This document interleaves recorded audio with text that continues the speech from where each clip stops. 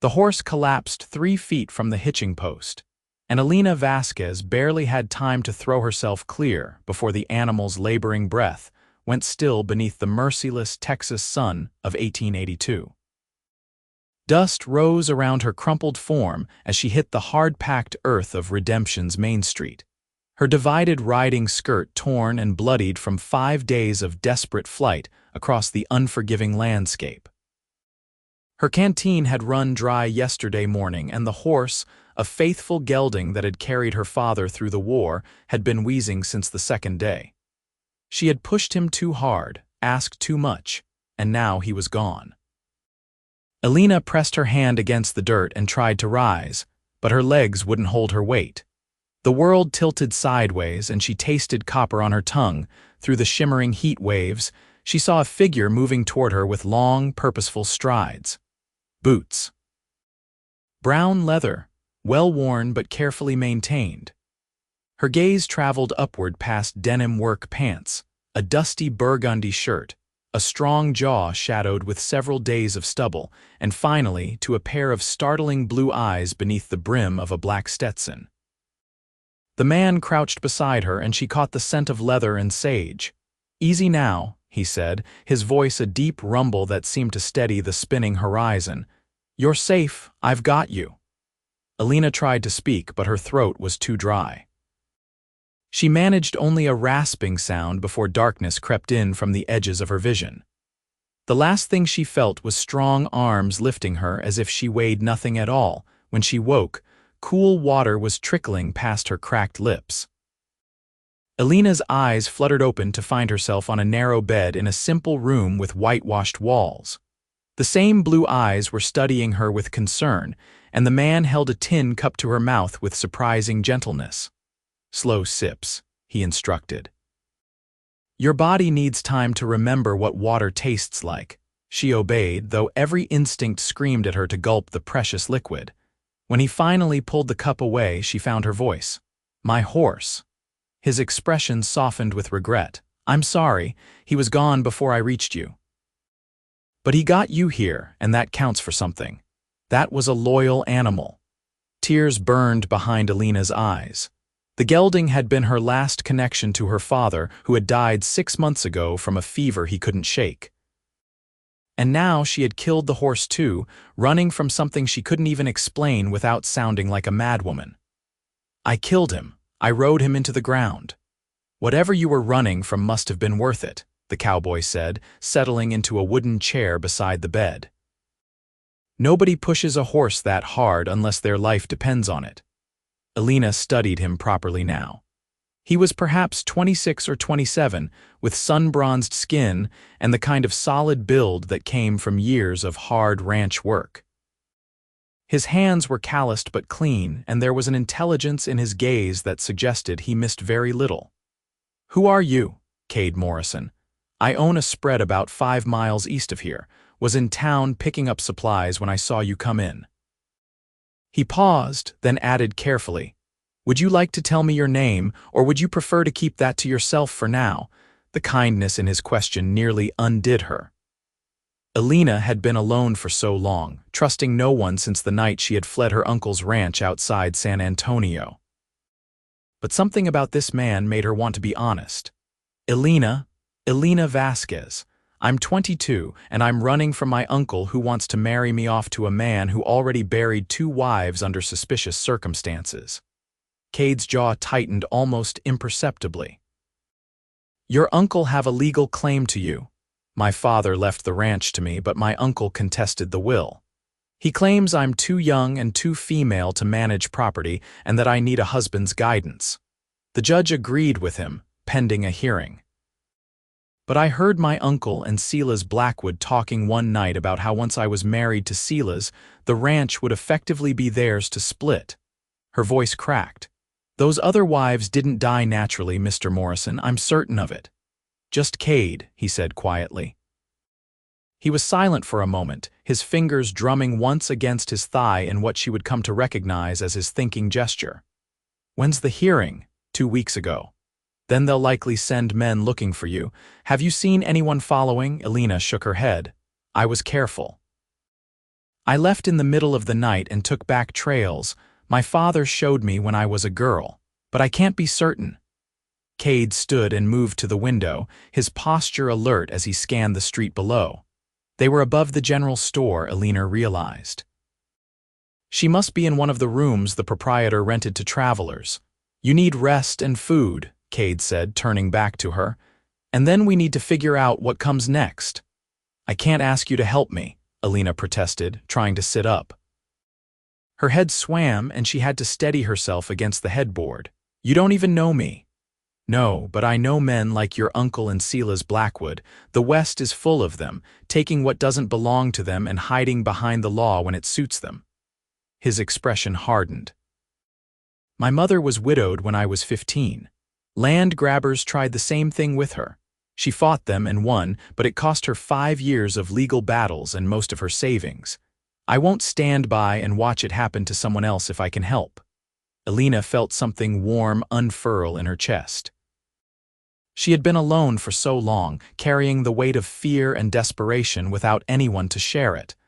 "Why would you do this for a stranger?" Cade met her gaze steadily. "Maybe I don't want you to be a stranger." The words hung in the air between them, honest and unhurried. Elena felt her breath catch. She had known this man for perhaps an hour, and yet there was something in his eyes that made her feel seen in a way she hadn't experienced since her father's death. "I need to check on some things," Cade said, breaking the moment but not the connection that had formed. "The doc will be by shortly to look you over. I'll have Mrs. Henderson from the boarding house bring you some food. Don't try to leave this room until you're stronger." "Wait," Elena called as he reached the door. "You said you were picking up supplies. You have a ranch to run. You can't just abandon your responsibilities because of me." A smile tugged at the corner of his mouth. "I have 2 good ranch hands who can manage for a few days. Besides, I have a feeling you're going to be worth the trouble, Elena Vasquez." After he left, Elena lay back against the pillows, her mind churning despite her exhaustion. She had come to redemption with no plan beyond survival, no thought beyond reaching somewhere her uncle wouldn't immediately think to look. Now she had an ally, unexpected and solid as the Texas bedrock. The thought should have comforted her, but instead it terrified her. What if she had brought danger to this kind stranger's door? What if her uncle's reach extended even here? The doctor came and went, pronouncing her badly dehydrated and malnourished, but likely to recover with rest and proper meals. Mrs. Henderson arrived with beef stew and fresh bread, clucking over Elena like a mother hen and promising to bring more water and clean clothes. By the time the sun set in a blaze of orange and gold outside her window, Elena felt almost human again. Cade returned as the last light faded. He carried a bundle wrapped in oilcloth which he set carefully on the chair. "How are you feeling?" "Stronger," Elena admitted. "The food helped. Good." He unwrapped the bundle to reveal a well-maintained rifle and a gun belt with a revolver. "Do you know how to use these?" "My father taught me. I'm a decent shot with the rifle, passable with the pistol." "That's something, at least." Cade rewrapped the weapons and placed them in the corner. "I asked around town. Nobody's seen strangers matching the description of your uncle or his associates. That doesn't mean they won't come, but it buys us time." "Time for what?" Cade pulled the chair closer to the bed and sat, leaning forward with his forearms resting on his knees. "I've been thinking about your situation. Running isn't a long-term solution.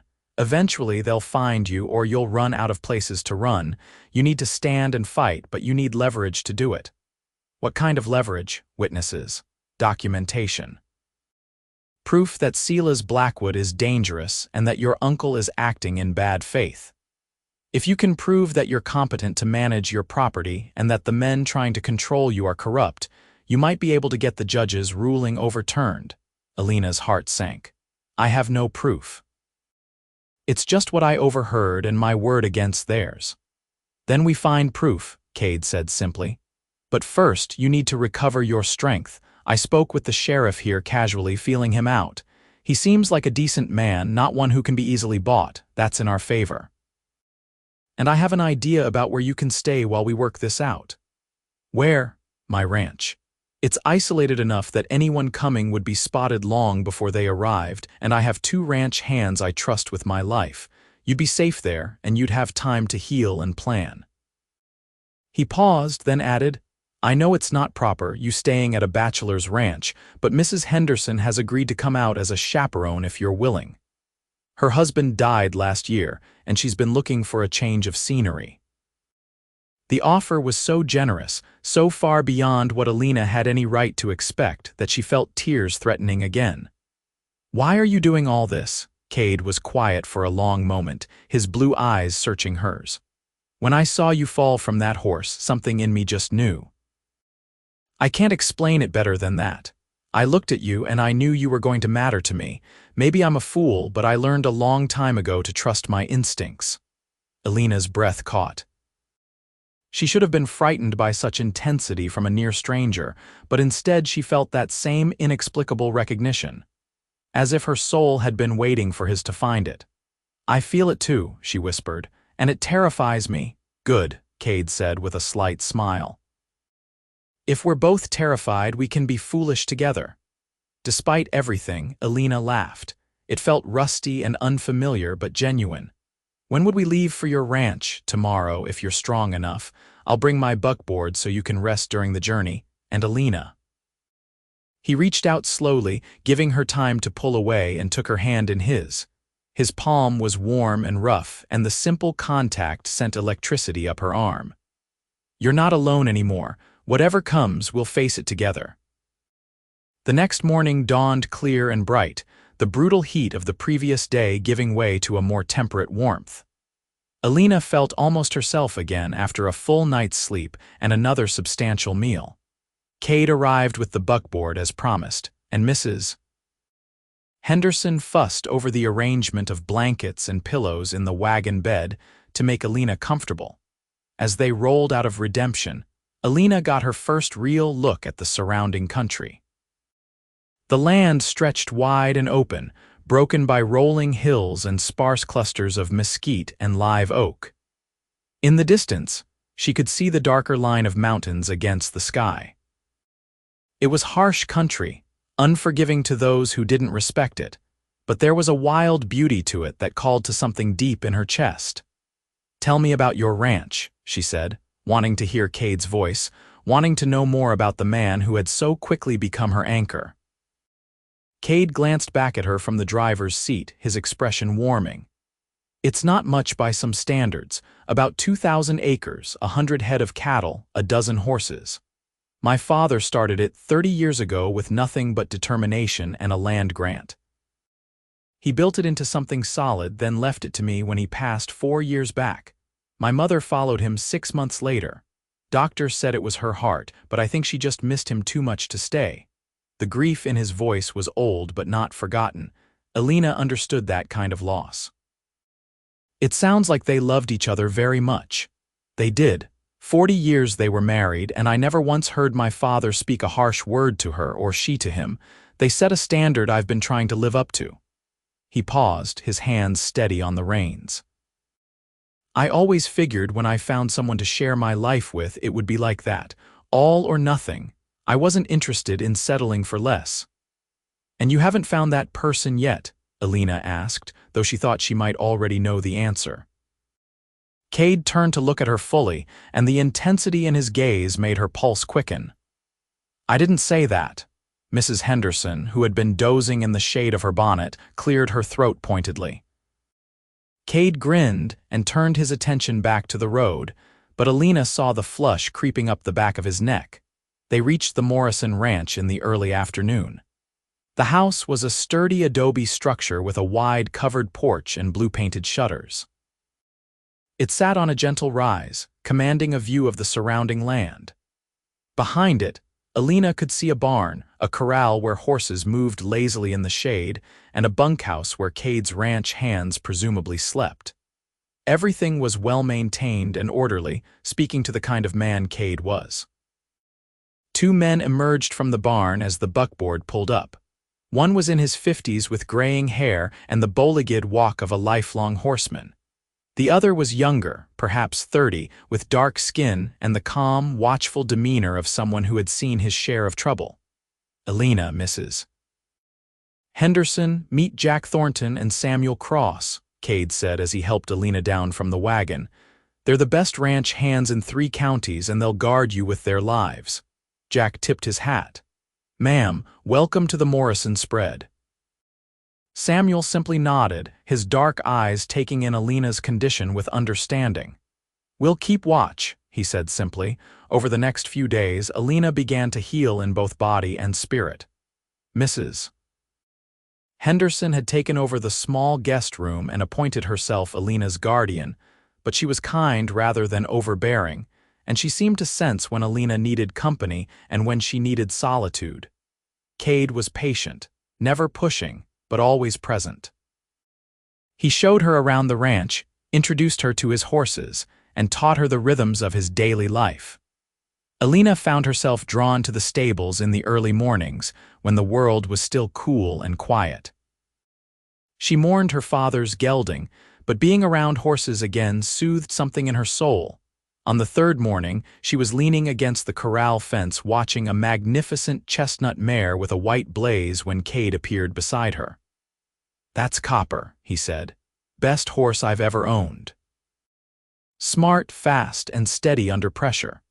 My father gave her to me the year before he died, said she was the kind of horse a man could trust with his life. The mare trotted over to Cade, clearly recognizing him. He stroked her nose affectionately, and Elena saw the deep bond between man and animal. She's beautiful. She's yours if you want her. Elena's head snapped around. What? Cade, no, I can't accept that. She's too valuable. You need a horse, and I need to know you have the best. If your uncle's men come, or if you need to run again, I want you on an animal that can get you to safety. His voice was firm but gentle. Besides, I think Copper likes you. See how she's watching you. Indeed, the mare had turned her intelligent eyes toward Elena, ears pricked forward with interest.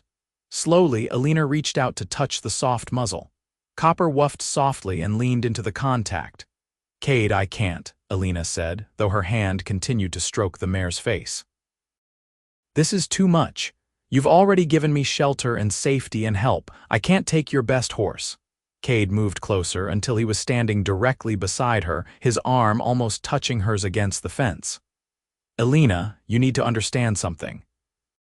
When I give you Copper, I'm not just giving you a horse.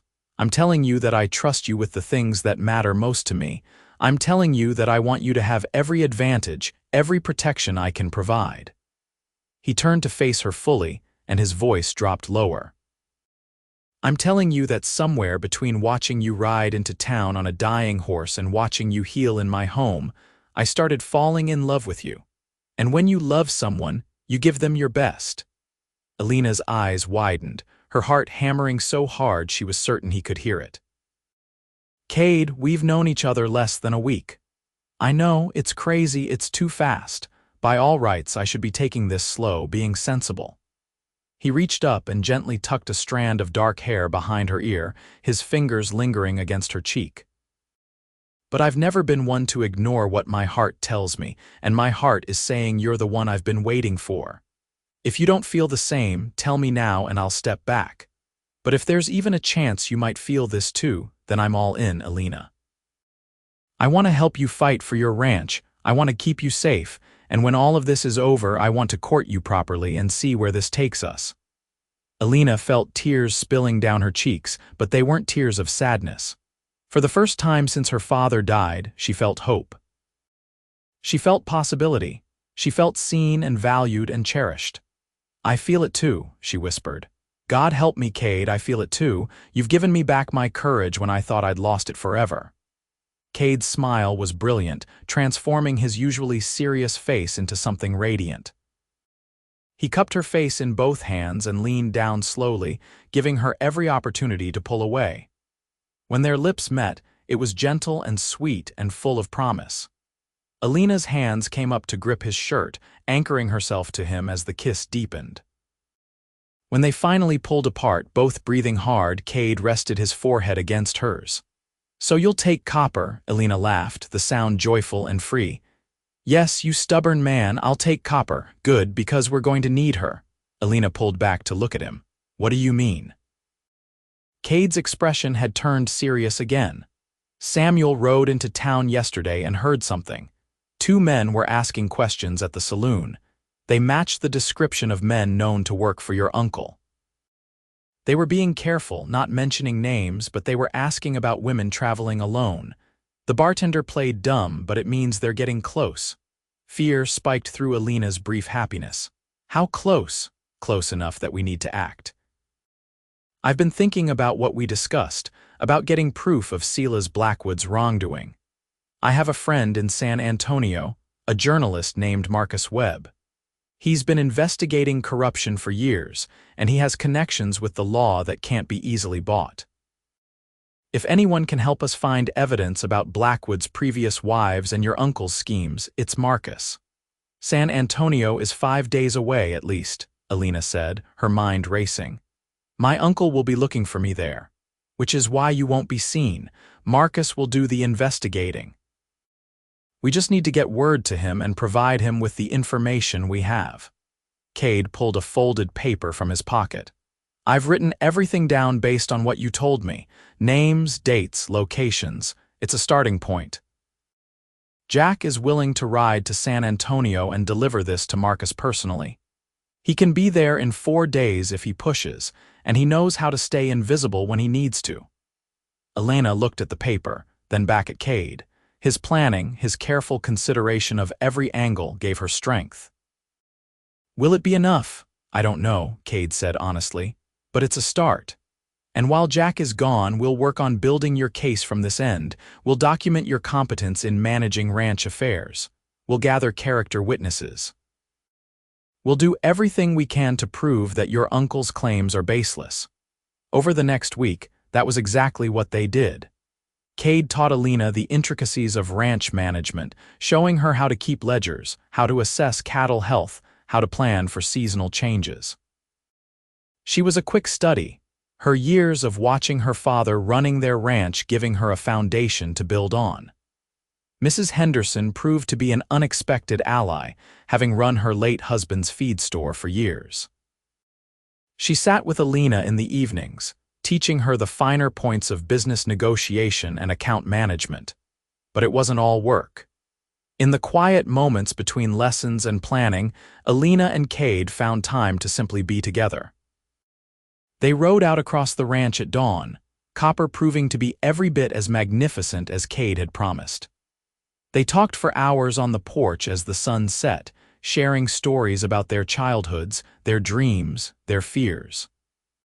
Cade told her about the loneliness of running the ranch alone, of wanting to build something lasting but having no one to build it with. Elena confessed her terror that she would never be free of her uncle's control, that she would spend the rest of her life running. You won't, Cade promised her one evening as they sat side by side on the porch steps, their shoulders touching. I won't let that happen. We'll fight this and we'll win. How can you be so certain? Because you're strong, Elena, stronger than you know. And because you're not fighting alone anymore. He took her hand, threading his fingers through hers. And because I'm selfish enough to want a future with you, and I'll be damned if I let your uncle steal that from us. Elena leaned her head against his shoulder, breathing in the scent of him. Tell me about this future. Well, Cade said, his voice taking on a lighter tone, I'm thinking we fight your uncle and win back your ranch. Then, if you're willing, we combine our properties. The Vasquez and Morrison ranches together would be one of the largest operations in this part of Texas. We'd build a house right on the border between the two properties, big enough for a family.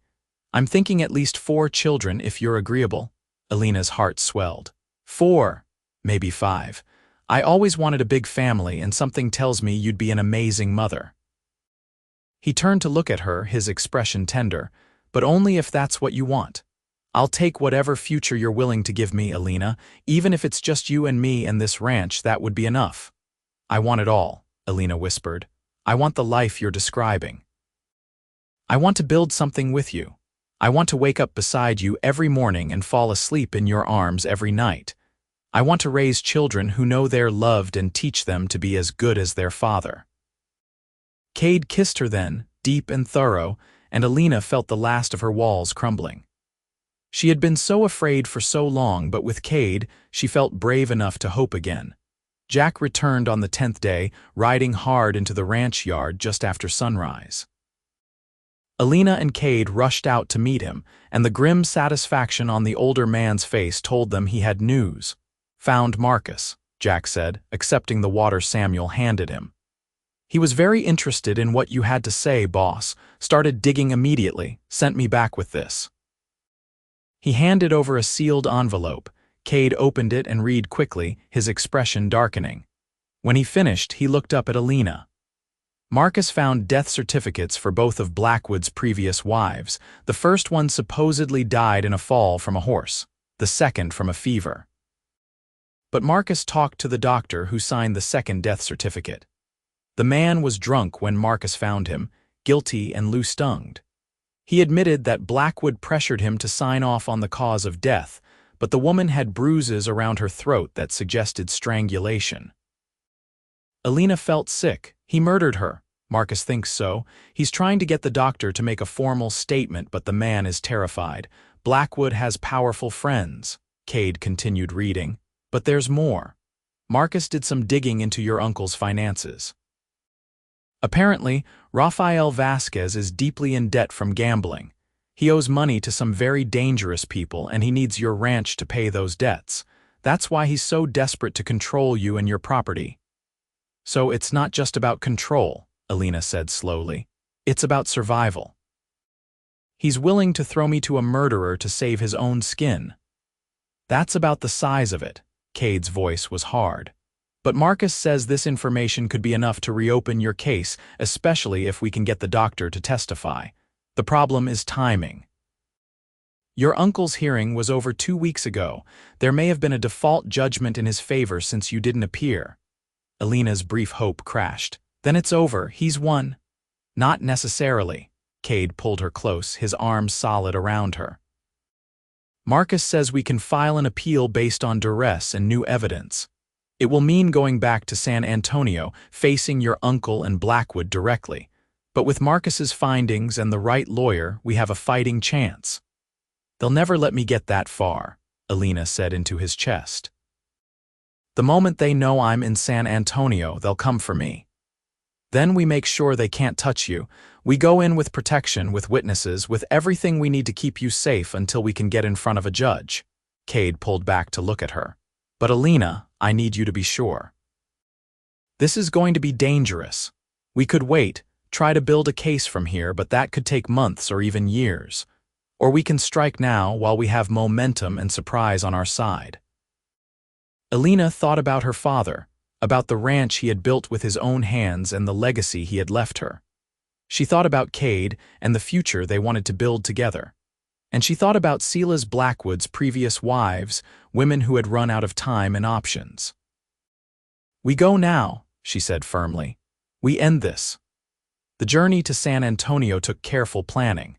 Cade wasn't willing to risk Elena traveling with just him, so he hired 2 additional men from a neighboring ranch, men Jack vouched for as honest and capable. Samuel stayed behind to watch the Morrison ranch, while Mrs. Henderson insisted on coming along as both chaperone and moral support.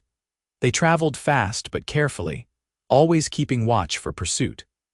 Elena rode Copper, and the mare proved her worth, tireless and sure-footed over the rough terrain.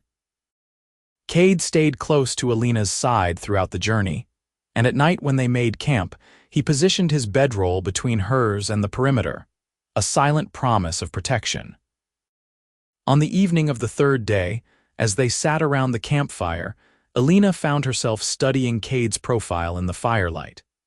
He was talking with Jack about the route they would take into San Antonio, his voice calm and confident despite the danger they were riding toward. She realized with sudden clarity that she trusted this man completely, that she would put her life in his hands without hesitation. More than that, she wanted to spend the rest of her life earning his trust in return. As if feeling her gaze, Cade looked over at her and smiled that private smile that was just for her. Later, when the others had settled into their bedrolls, he came to sit beside her where she was keeping watch, Can't sleep, he asked quietly, too much on my mind. Elena leaned into him when he put his arm around her shoulders. Cade, if this doesn't work, if the judge rules against me anyway, I want you to know that these past weeks with you have been the happiest of my life. It's going to work, Cade said firmly. But Elena, I need to ask you something, and I need you to really think about your answer. She turned to look at him, seeing the seriousness in his expression. What is it? If we win, if we get your ranch back, what do you want to do with it? Elena frowned, confused. I want to run it, the way my father did. Why? Because I need to know if you'll be happy splitting your time between your ranch and mine, or if you'd rather sell your property and build a life with me on the Morrison spread, or if you want to move to your ranch and have me come to you. He took both her hands in his. I want a life with you, Elena, but I won't ask you to give up what's yours. We'll make it work however you need it to work. Elena's eyes burned with tears. Every day, this man found new ways to show her what real love looked like. I want to keep my father's ranch, but I don't want to be apart from you. Could we truly manage both properties? With good hands and careful planning, yes. It would mean a lot of riding back and forth, at least until we can hire reliable foremen for both places. But Elena, I meant what I said before. I think we should combine the properties legally and officially. That way, no one can ever question your right to manage your own land. He paused. Which brings me to something else I need to say. He released her hands and reached into his pocket, pulling out a small leather pouch.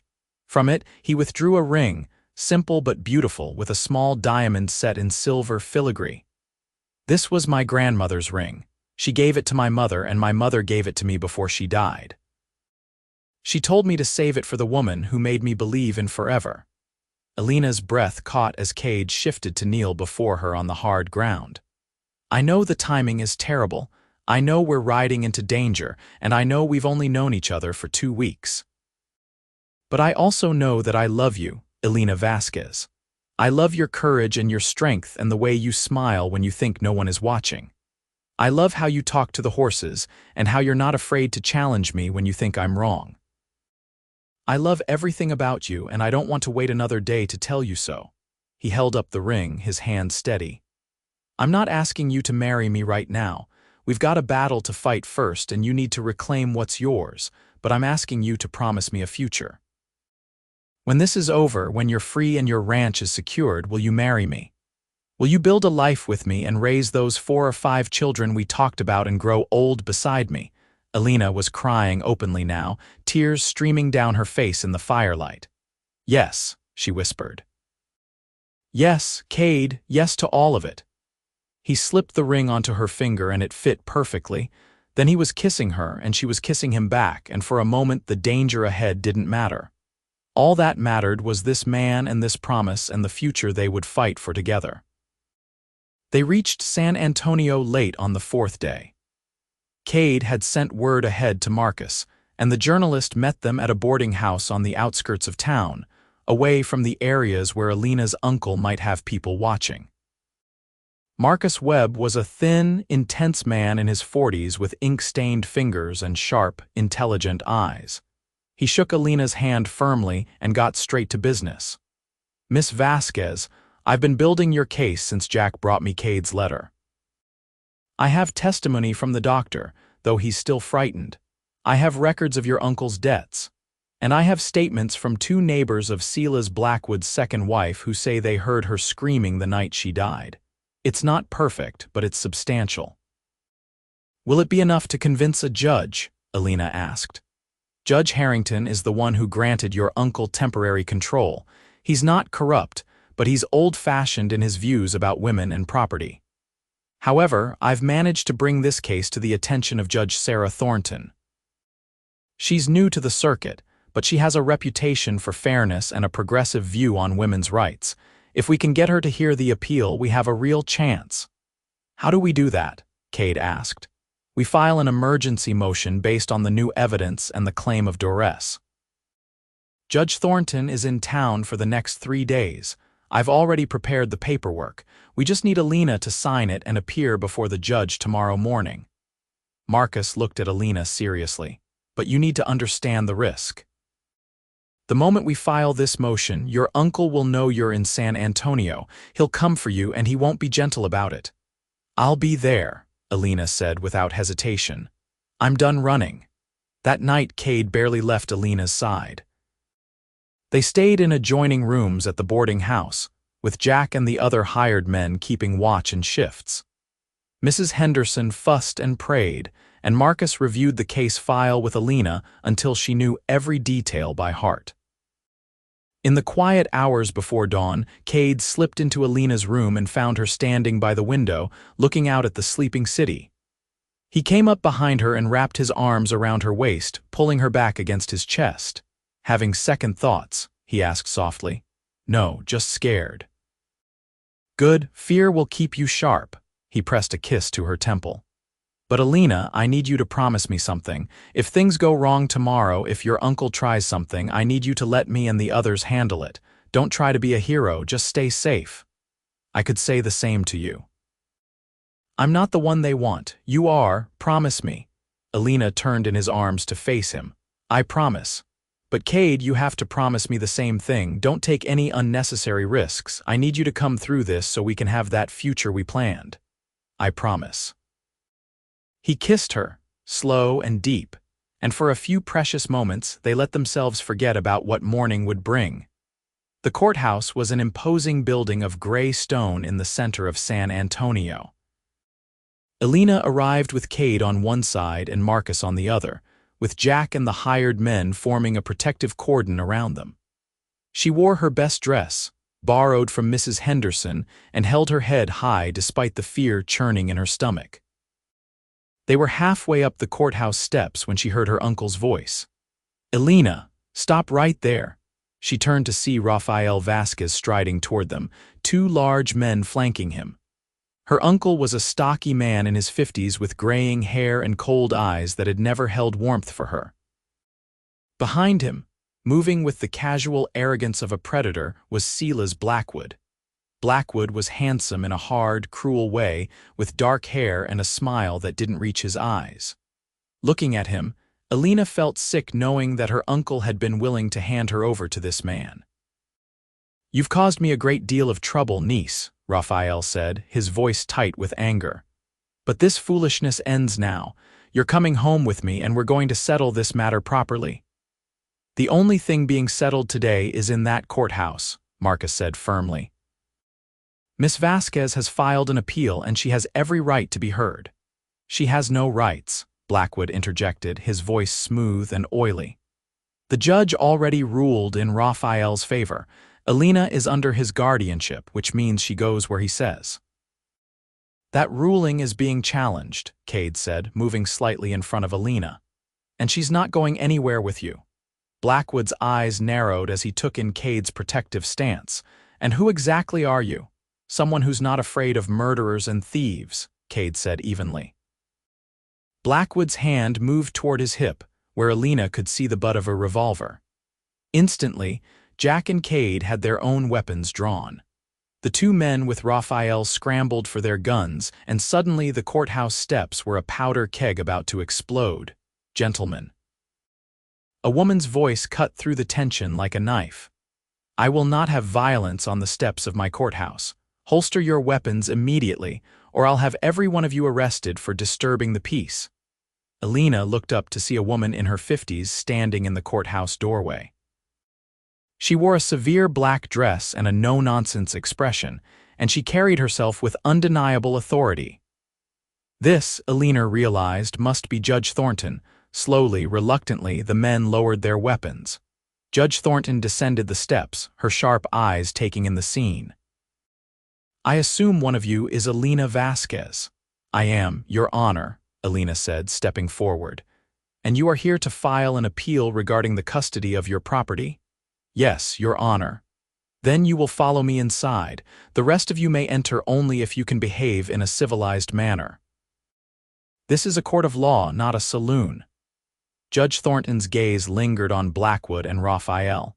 Mr. Vasquez, Mr. Blackwood, I've read the preliminary motions in this case. I suggest you speak with your attorney before we convene, because some very serious allegations have been made. The hearing lasted 3 hours. Marcus presented his evidence methodically, laying out Raphael's debts, the suspicious deaths of Blackwood's wives, and the testimony of witnesses who could speak to Elena's competence and character. The doctor, shaking but determined, gave his statement about the bruises he had seen on the second Mrs. Blackwood's neck. Neighbors testified about the screams they had heard. Raphael's attorney, a slick-talking man named Henderson, tried to discredit the witnesses and paint Elena as a hysterical girl unable to manage her own affairs.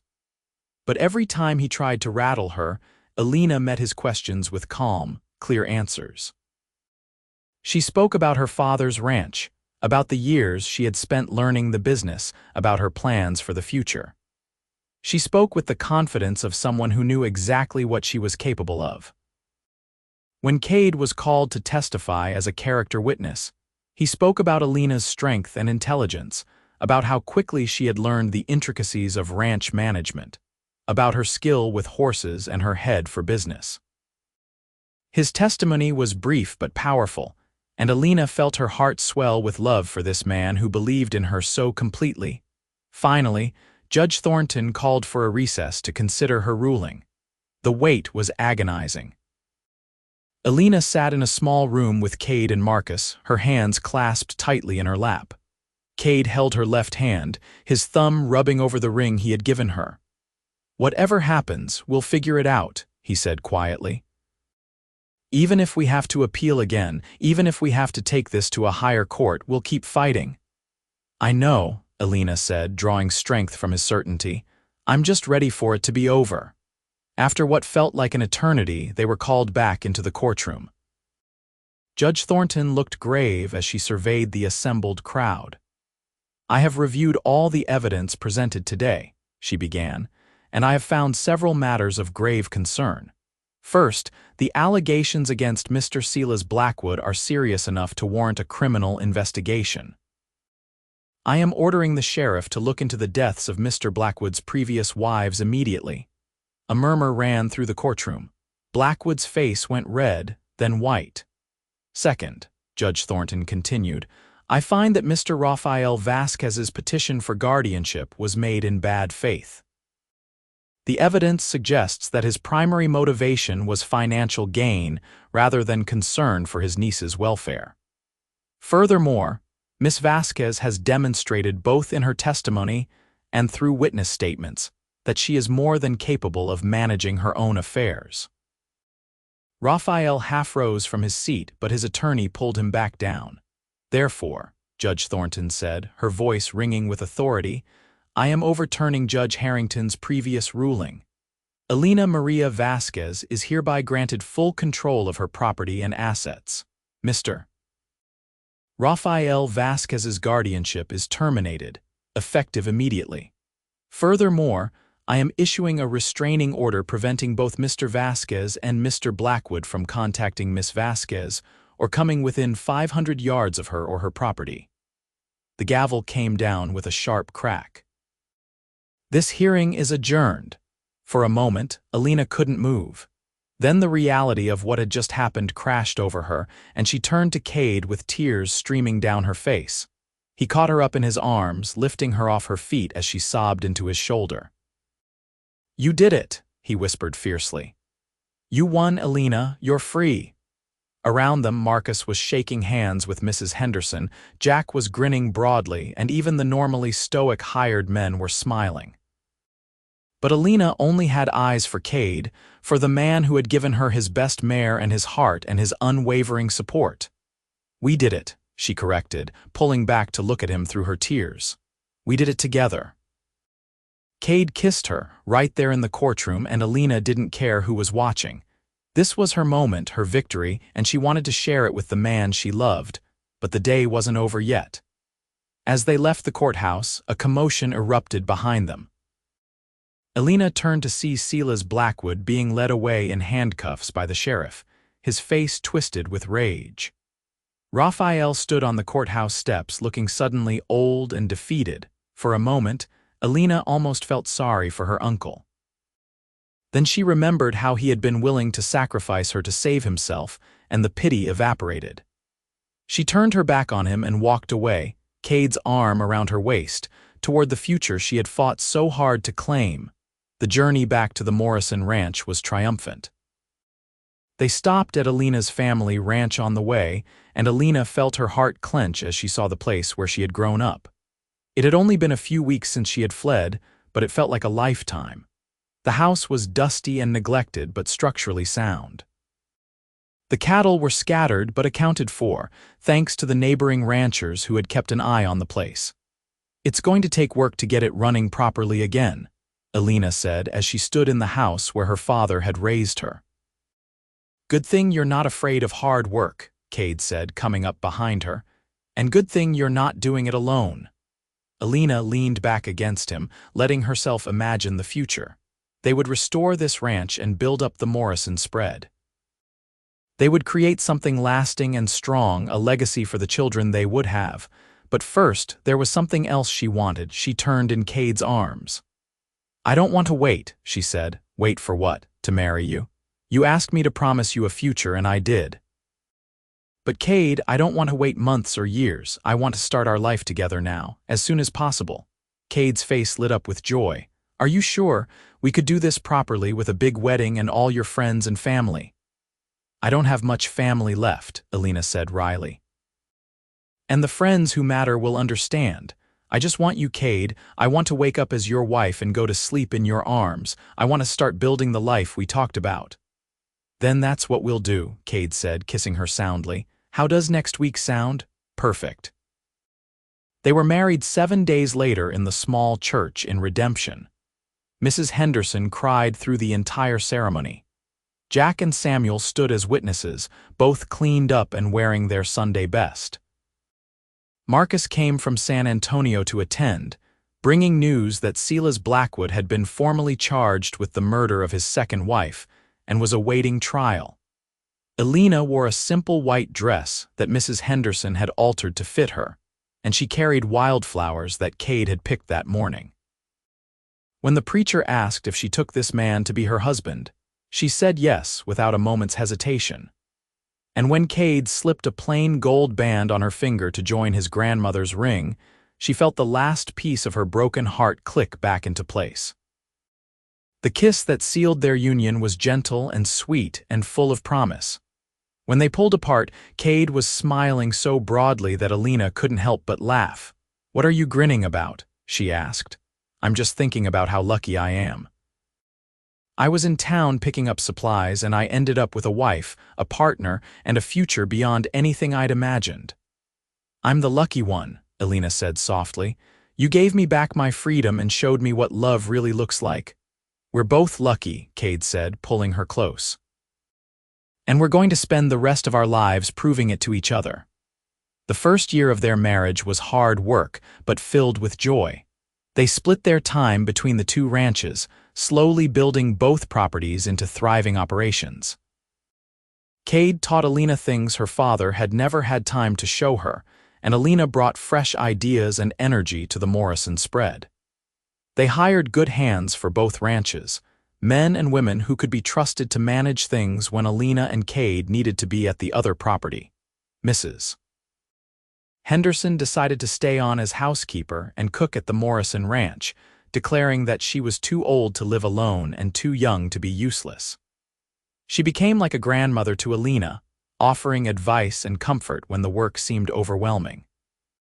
Jack and Samuel proved to be invaluable, taking on more responsibility as the combined operation grew.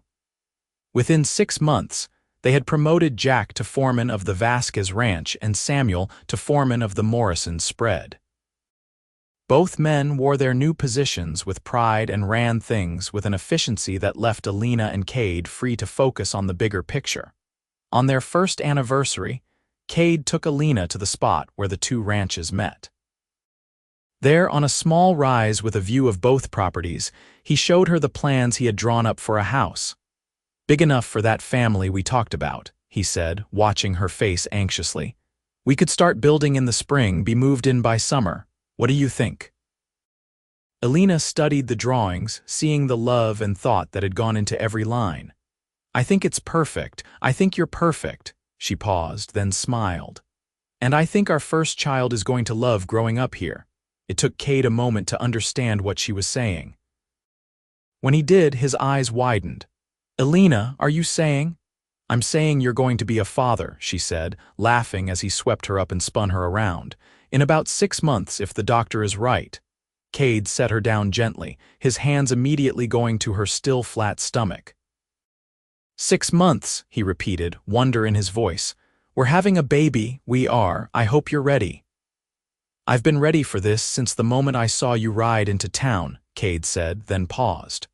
Well, maybe not that exact moment. That moment I was mostly worried about you dying of dehydration. But shortly after that, Elena laughed and kissed him. They're on the rise where their house would stand, where their children would play, where their life together would unfold. Their son was born in early spring, a healthy boy with his father's blue eyes and his mother's dark hair. They named him Thomas Raphael, after Cade's father and Elena's father, honoring the men who had built the foundations they were building upon. Mrs. Henderson declared him the most beautiful baby she had ever seen and proceeded to spoil him shamelessly. The house was completed that summer, and they moved in just as Elena discovered she was pregnant again. Their daughter, Maria Catherine, arrived the following spring, and she had her mother's fire and determination from the moment she drew her first breath. Over the years, 2 more children followed. Another son they named Jack Samuel in honor of the men who had become like family, and a daughter they called Sarah Elizabeth, after Judge Thornton, who had given Elena her freedom, and Mrs. Henderson, whose first name was Elizabeth. The combined Vasquez Morrison Ranch became one of the most successful operations in Texas, known for its quality cattle and fine horses. But more than that, it became known as a place where people were treated fairly and given chances to prove themselves. Elena and Cade made a point of hiring hands who needed a second chance, remembering how Elena had once needed someone to believe in her. On their 10th anniversary, Cade and Elena stood on the porch of their home watching their 4 children play in the yard. Thomas, at 9, was teaching his younger siblings how to rope a fence post. Maria, at 7, was insisting she could do it better than her brother. Jack Samuel, at 5, was trying to help but mostly getting in the way. And Sarah, at 3, was sitting in the dirt making a crown out of wildflowers. This, Elena said softly, leaning against her husband's solid warmth, is everything I never knew I wanted. No regrets, Cade asked, pressing a kiss to the top of her head. I know ranch life isn't easy and 4 children are a lot to handle. Not a single regret, Elena said firmly. She turned to look up at him, seeing the silver starting to thread through his hair at the temples, the laugh lines around his eyes that deepened when he smiled at her. You gave me everything, Cade. Your best mare, your heart, your name, your children, your partnership. You gave me a life worth fighting for. You gave me just as much, Cade said, cupping her face in his hand. You gave me purpose and passion and more love than I ever thought possible. You took my quiet, lonely life and filled it with noise and chaos and joy. I love you, Elena said, the words still as powerful as they had been the first time she said them. I love you too, Cade replied. Always have, always will. They stood there watching their children as the sun set in a blaze of orange and gold, painting the Texas sky with fire.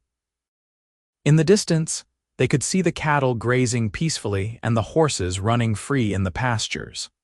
The land stretched out before them, wild and beautiful and theirs. Elena thought back to that desperate day when she had ridden into redemption on a dying horse, alone and terrified and certain she had no future worth living for.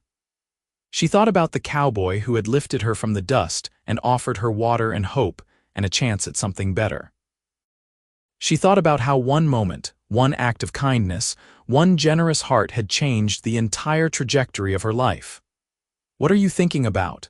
Cade asked, reading her expression the way he always could. I'm thinking about how lucky I am that you were in town that day picking up supplies. I'm thinking about how different my life would be if you hadn't been there to catch me when I fell. I would have found you somehow, Cade said with absolute certainty. We were meant to find each other, Elena. Everything that happened, all the hardship and fear and struggle, it all led us here. To this moment, to this life, to this family. I wouldn't change a single thing. Neither would I, Elena whispered. Thomas called out to them then, asking his father to come settle a dispute about the proper way to throw a rope. Maria was insisting she already knew the proper way and didn't need any instruction. Thank you very much. Jack Samuel had managed to tangle himself in his own rope, and Sarah was presenting her flower crown to anyone who would pay attention. Cade laughed and headed down the porch steps to referee, and Elena watched him go with a full heart. This was her life now. These were her people. This wild, beautiful, chaotic, perfect life was everything she had fought for and more than she had ever dreamed possible. She touched the rings on her left hand, the diamond that had belonged to Cade's grandmother and the gold band he had placed there on their wedding day. They were worn now, scratched from years of ranch work, but they gleamed in the evening light. Symbols of promises made and kept, of love given freely and returned in full measure.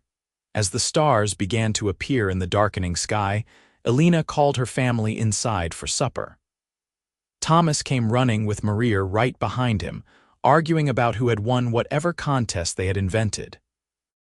Cade carried Jack Samuel on his shoulders while Sarah clung to his leg, refusing to walk another step. Mrs. Henderson was waiting in the kitchen with a meal that smelled like heaven, and the house rang with laughter and love. This was home. This was family. This was everything that mattered. And it had all started with a half-dead horse, a desperate ride into town, and a cowboy with blue eyes and a generous heart who had given her his best mare and so much more. He had given her himself, completely and without reservation, and in return, Elena had given him everything she was and everything she would become. They had built something lasting together, something strong enough to weather any storm. A love story written in the dust of the Texas plains, in the sweat and work of building a life together, in the laughter of their children and the quiet moments of understanding that passed between them without words. As Elena tucked Sarah into bed that night, her youngest daughter asked sleepily, "Mama, tell me the story about how you and Papa met." Elena smiled and settled on the edge of the bed, smoothing Sarah's dark curls back from her forehead. "Well, my darling girl, it all started with a horse." And as she told the story once again of danger and rescue, of courage and love, of a cowboy who had seen past her fear to the strength beneath, Elena marveled at how a single day could change everything. How one person's kindness could save a life.